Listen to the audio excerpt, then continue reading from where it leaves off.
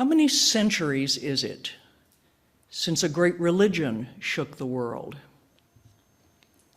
This question of André Malraux points to an odd characteristic of our times, the absence of grand revelation, an absence that began many centuries ago and has continued without let-up to our present day. And as of today, the absence seems likely to persist. No signs indicate that a new savior or prophet will soon appear on the horizon, or that another set of scriptures is about to be published, or that God is preparing to speak to humanity again in a thundering voice. Lacking evidence to the contrary, one would be justified in concluding that a great religion will never again shake the world. Perhaps we are mistaken in our insistence that more is to be revealed. Perhaps revelation is finished. Malraux's question, though interesting, has too wide a scope for me to handle. I prefer to reduce it a bit and rephrase it in more specific personal terms so that it comes out like this. How long has it been since religion shook any of us?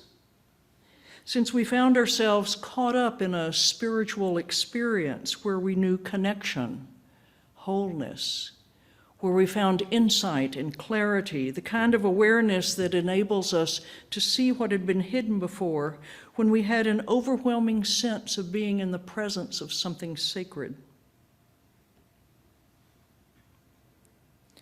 Maybe you knew such a moment the last time you sat in the sanctuary here, watching candles accumulate, candles of joy and sorrow, and felt yourself able to see the depths of joy and sorrow in all our lives across all time. Or it may have been a few nights ago as you listened to music and could hear it so deeply that instead of hearing it, you were the music while it lasted. Or a spiritual experience perhaps came for you last week when the simple pleasure of splashing in the ocean with your grandchildren was transformed into a sacred ritual in which you, the kids, the shimmering seawater, and all reality were one. Or was it a few months ago, in that still white hour of your vigil at the bedside of a failing loved one, as you glimpsed in an instant the meaning of life and death? Or was it last spring when you walked through the light and moved with the morning of a mild, sun-drenched day? Or has it been so long that you cannot quite remember the time or place or circumstances or feelings, but think there once was something? Or have you never known anything you would describe as a spiritual experience?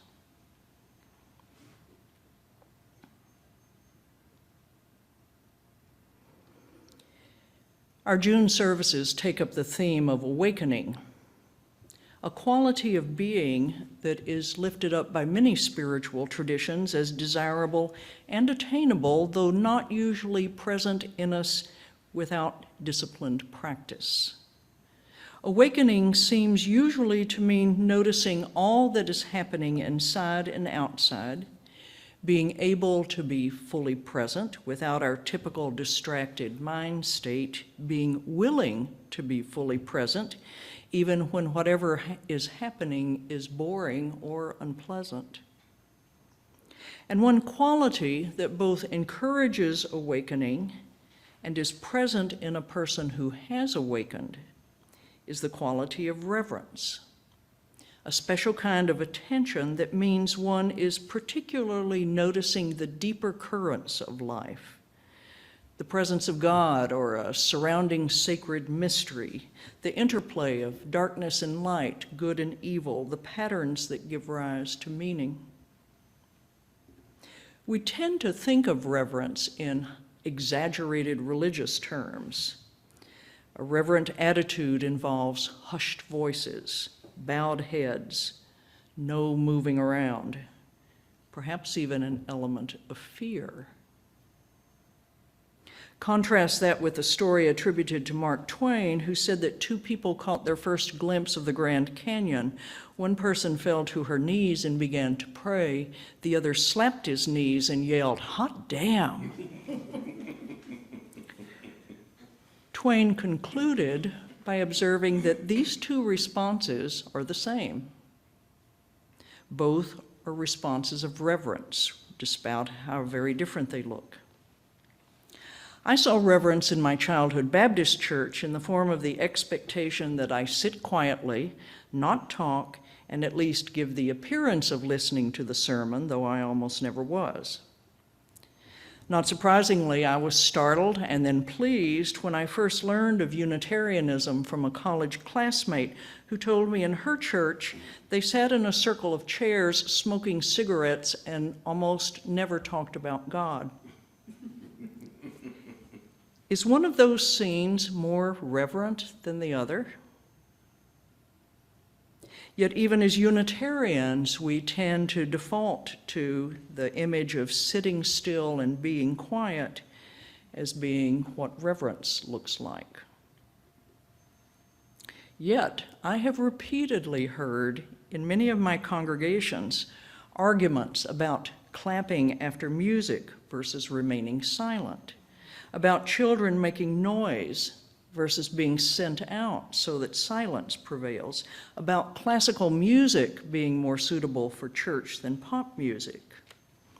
Though I have yet to hear any Unitarian Universalist refer to proper church behavior in terms of respect for God, I have received an earful about what constitutes appropriate church decorum. And it is invariably sitting still and being quiet, much as my childhood Baptist church taught me. I find myself wondering this morning, when all of you present for the service are tuning in from the privacy of your homes, are you being reverent there? Are you being as reverent as you would be if you were here in the sanctuary? And if you have a particular kind of reverent behavior here, why is that not present when you join the service online? A congregant once told me that she actually preferred participating in live-streamed services because she could unload the dishwasher while listening to the sermon. Is that reverent behavior?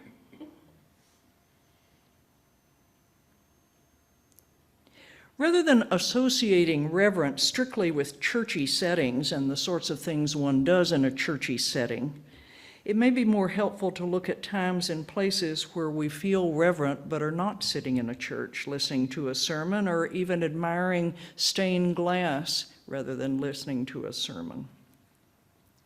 For myself, I remember my very first look at a real mountain, not just the high hills that sometimes pass for a mountain in flat parts of the country. During my high school years, my family took a driving trip to Washington, D.C. that called for us to travel on the Blue Ridge Parkway. Our car had labored up one of the first significant peaks, and we stopped at a scenic overlook. Never had I seen that sort of vast expanse from so great a distance. Or I remember the morning the horse I owned as a child gave birth. While she delivered her foal in the middle of the night, my father woke me early in the morning to follow him out into the pasture, where I saw a spindly-legged creature take its first steps and then begin to nurse. What ties these sorts of disparate experiences together is a special kind of attention that comes with being awake and seems to be part and parcel of being reverent. Borrowing part of a definition from author Barbara Brown Taylor in her book An Altar in the World, this kind of attention involves responding with awe when something is going on that reminds us of our limits. Because the presence of the Most High God, creator of heaven and earth, is one such clear reminder in traditional religions, it was inevitable that churches, places where God supposedly hung out, became teachers of reverence. But Taylor notes that birth, death, sex, nature, truth, and justice can accomplish the same end without bringing God into the picture. What stops you in your tracks these days? What claims your attention so strongly that you cannot help looking at it besides your cell phone? What rouses you from your routines, makes you catch your breath, moves you to prayer, whether in a quiet position or crying or laughing or shouting four-letter words, not in anger but because no other words are strong enough? Don't be surprised if it takes you a moment to think of something. Our culture is profoundly irreverent, discouraging, even ridiculing feelings of awe in favor of the been there, done that attitude. Even more perniciously, we're encouraged on all sides to regard ourselves as all-powerful, having control of our lives at every step, capable of anything if we just set our minds to it. We're taught that a human being is a package of unlimited potential, which means probably not inclined to experience the sorts of limits to the self that reverence wants to remind us of. And if I never have to bump up against my limits, then it becomes so easy for me to trample over yours, to violate your boundaries, to deny you respect. Reverence helps me know where I end and others begin. It teaches me that I am almost never, or maybe never, the most important person in the room. Reverence keeps me from getting a big head, a lesson that everyone about me will always be eager for me to learn, just as I am eager for you to learn the same lesson. From this perspective, many of the disheartening aspects of our common life, our disregard for our environment, our polarized politics, families struggling with dysfunction, general rudeness, seem to be rooted in part in our diminished capacity for reverence.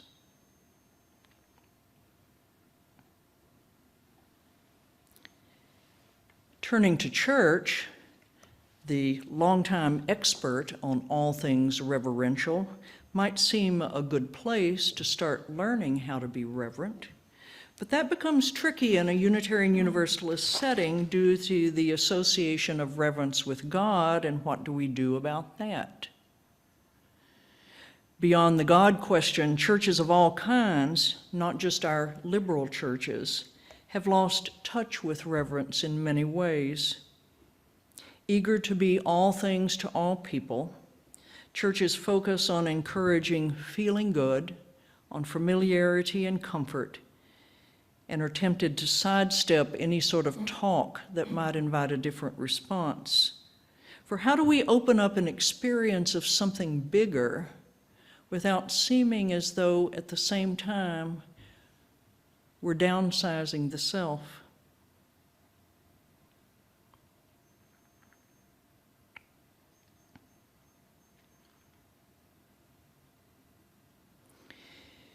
In her discussion of reverence, Taylor spends some time with the story of Moses and the burning bush, a classic instance of an experience that invites a reverent response. To recall the story, having fled Egypt after murdering an Egyptian overseer while defending a Hebrew slave, Moses takes up residence with a tribe of desert dwellers and marries into the family. Out tending the sheep one day, Moses notices the phenomenon of a bush on fire without being burned up. But Moses does more than just notice it and then reach for his cell phone. As Taylor emphasizes in her recounting of the story, Moses makes the crucial decision to turn aside. And it is in turning aside that everything else is set in motion. As a revelation of God and a mission to lead the Hebrew people to freedom unfolds once Moses has turned aside to take a closer look. Such a simple, simple decision. Yet turning aside, a single action in itself, is not a simple decision. For to turn aside means to be willing to be distracted, to stop for a moment the headlong rush to the next thing on my list, to believe for an instant that whatever I'm doing is actually not the most important thing in the universe. Turning aside is a first critical step in the direction of learning my limits because it requires me to acknowledge that some things, some experiences, some demands, some people do take priority over me. That there is a whole wide world of life going on without my participation and without my endorsement, that my plans for myself are not necessarily the sum total of my experience. If I never turn aside, then I never have the chance to see what else is going on besides what I intend or create. And this can be an extraordinarily difficult move for us to make. As Taylor observes, we pay attention to the speedometer, the clock, the phone, the list of things to do, all of which feed our illusion that life is ultimately manageable. And none of these meets the first criterion for reverence, which is to remind us that we are not in charge of it all. If anything, these devices sustain the illusion that we could yet be in charge of it all if we can only find the way to do more and do it faster.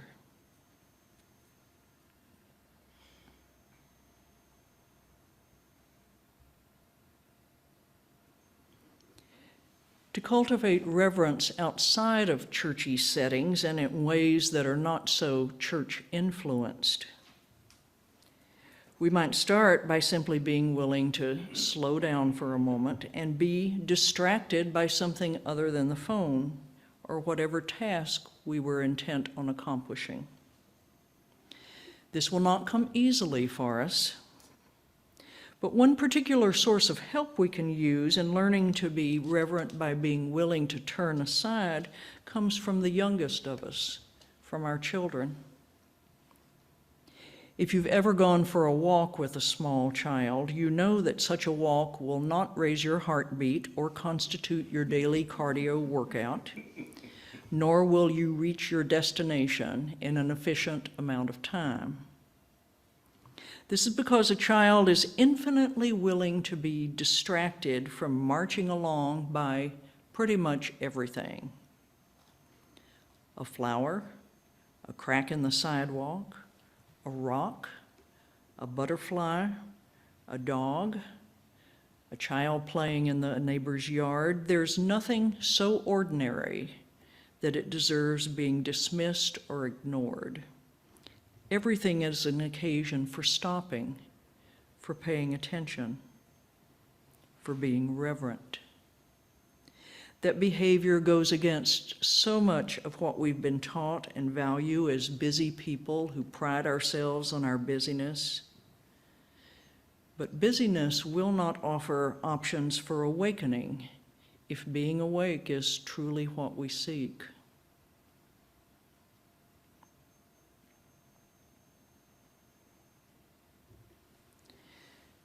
Practicing reverence offers possibilities for awakening. Awakening, in turn, increases our capacity for being reverent. Spiritual practices can help with learning to be reverent and awake. We're also surrounded by teachers offering us opportunities for such learning. Jesus is reported as having urged us to consider lilies and be as children. Those teachings were probably his version of saying to us, as we say sometimes to one another or to our children, "Hey, look at that." If we can lift our eyes from all the busyness of our lives, perhaps we, too, along with children and other wise people, can again wake up to the glory of all that surrounds us all the time, so that we, too, once more are moved to shout, "Hot damn!" May it be so. Amen.